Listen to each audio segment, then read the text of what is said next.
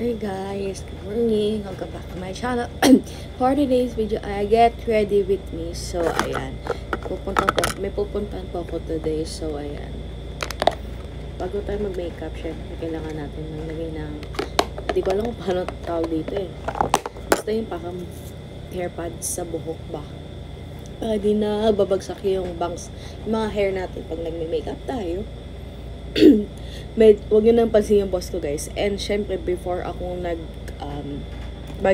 i-apply makeup ko, tapos na po ako maglagay na skincare ko. This is the Olay Total Effect 7-in-1 na day cream ko with the SPF 15. So ngayon ay mag-mist muna tayo ng face. So, ayan. So gagamitin ko para to Vice Carry Boom Mist. Ayan, tayo na natin na konti na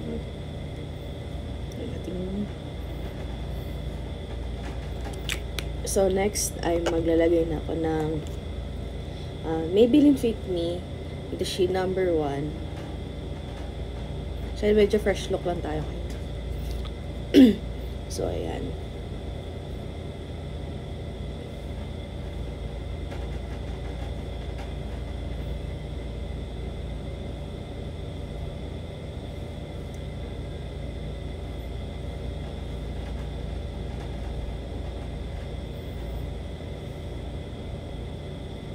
So, ayan.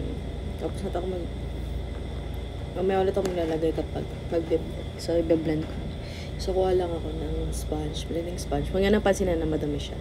So, wisikan natin siya ng wisikan talaga. Ayan siya na ng water. Para madali siya mag-blend. So, ayan. Blend lang natin ng dahan. Pwede pala kayong gumamit ng any foundation brush or blending sponge. Depende po sa inyo kung anong trick nyo sa buhay. Charot. So, ayan.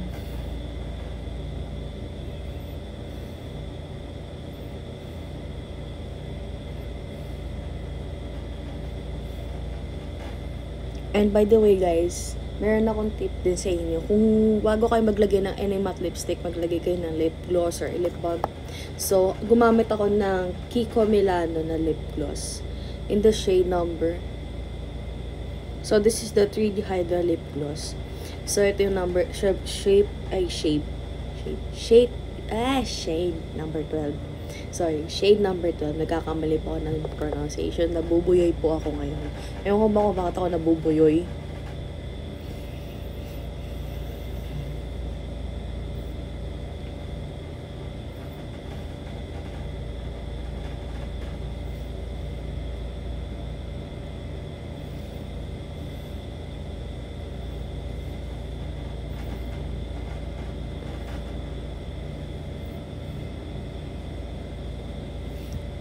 Grabe itong pimples ko sa upper lip ko. Medyo ma-update pa siya. Meron pa akong pimples dito sa tabi ng ko. Ng nose line. Ng nose ko. Hindi ko na lang siya ginagalaw kasi baka lalo po mag-irita yung pimples ko. Siyempre, after that, maglagay pa ako ng konti sa noo ko since hindi pa ganun katapos yung pag-blend ko. So, apply lang tayo konti. Then, another blend ulit.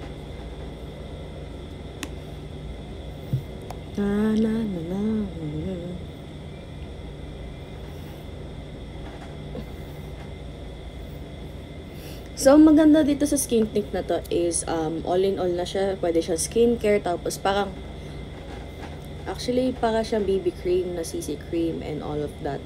Tsaka, ito, suitable for the sensitive skin. Kagaya ko na sobrang sensitive po ng balat ko.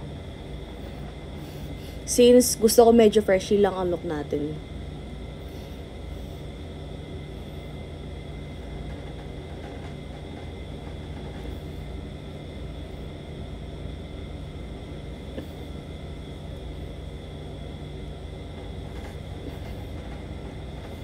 So, ayan, tapos na tayo maglagay ng Maybelline Skin Tint. So, next, ay mag-apply na po tayo ng ating brow. So, I'm gonna use this Maybelline New York Tattoo Brow in the shade Natural Brow. So, this is the 36 Hours Pigment pencil. So, ayan. Bago natin i-brush mo natin yung ating eyebrows and then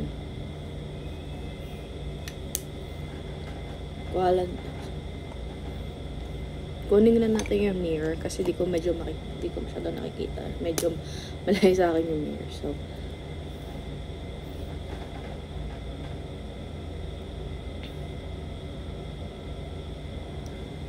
gamitin natin yung bago kasi hindi natin masyadong mapudpud po talaga siya. So, ayan.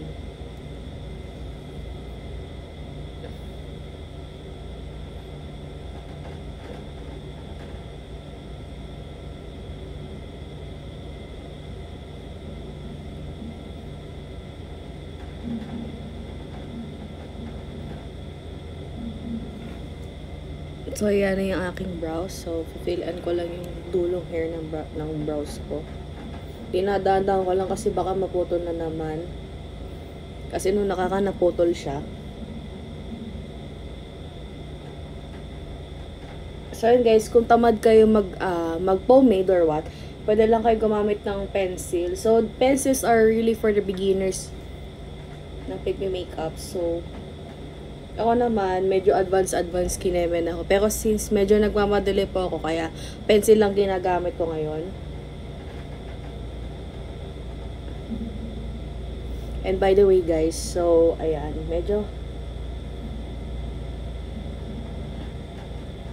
So, ngayon lang nakapag-get ready with me ulit kasi sobrang busy po talaga ako. And all of that. Tapos, ayan. After that, natin siya. I-brush natin ulit yung ating eyebrows dahil tapos na tapos ng eyebrows. So, ayan. After ko mag-apply ng eyebrows, ngayon naman, magko-concealer na po tayo. So, gagamitin ko naman na concealers from MAC. This is the 24-hour Mac Studio Fix in the shade NC20. So, ayan. Yun ang pansin yung boses ko guys, medyo napaos yata ako. So, lagyan na natin dito. I-apply na natin dito.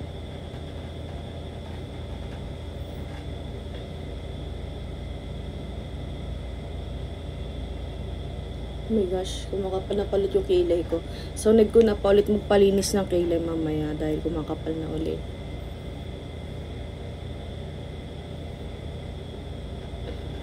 So, next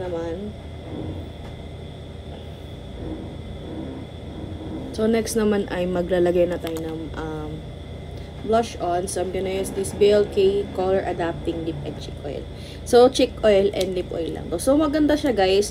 So, nung ginamit ko siya, it's very natural looking lang sa cheeks. So, ayan. Oh my gosh. Yun na napansin yung ingay ng aircon ko. Tapos sa taas yata may nag-renovate yata. Ewan ko lang, basta ang ingay. So, ayan. Lagyan na natin sa cheeks.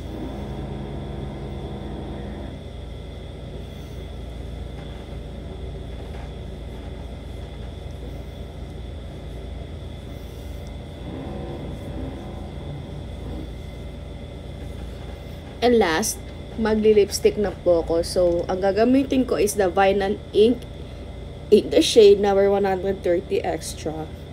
Kasi naglagay muna ako ng lip gloss para hindi masyadong drying. And by the way guys, bago ko pala gamitin, i-shake muna siya. And then,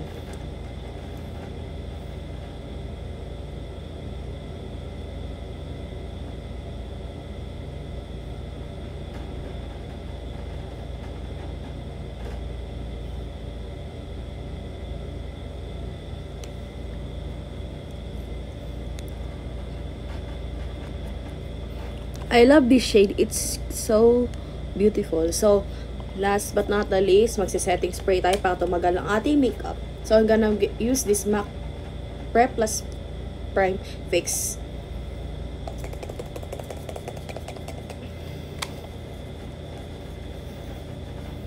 And here's my final look.